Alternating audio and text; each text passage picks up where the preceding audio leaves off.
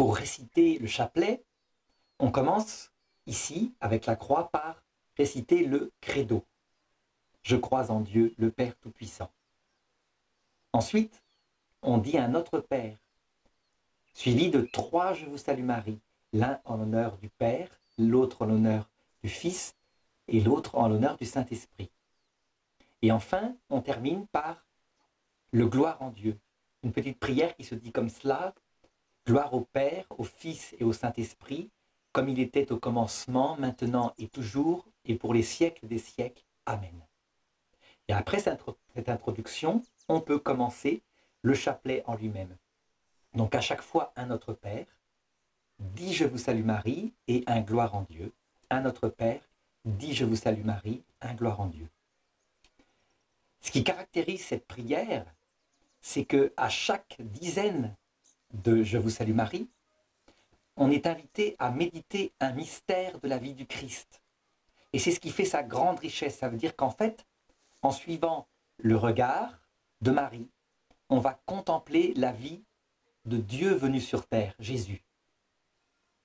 Certains disaient que cette prière est trop centrée sur Marie, et certains reprochent, en particulier les protestants, que par cette prière, on enlèverait de la gloire à Jésus. On voit bien que c'est complètement faux. Marie conduit à Jésus. Et lorsqu'on prie Marie, on contemple toujours Jésus. Mais malgré tout, Marie est très présente. Et c'est un peu plus tard que j'expliquerai pourquoi cette prière est si chère au cœur de Dieu. Mais avant d'entrer dans la spiritualité du rosaire, je voudrais rappeler les 20 mystères de la vie du Christ qui sont à méditer.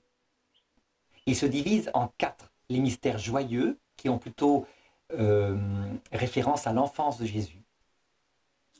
Les mystères lumineux, qui ont été institués par le pape Jean-Paul II et qui se réfèrent à l'enseignement pendant la vie apostolique de Jésus. Donc ce sont des mystères de compréhension du message de l'Évangile. Mais l'Évangile lui-même n'était pas qu'un enseignement. C'est une relation, une vie profonde. C'est pourquoi les 5 mystères suivants sont les mystères douloureux, où on accompagne le Christ dans sa passion. Il y a enfin les mystères glorieux, parce que la douleur, ce qu'a vécu le Christ sur la croix, n'a qu'un but, la vie éternelle, la gloire.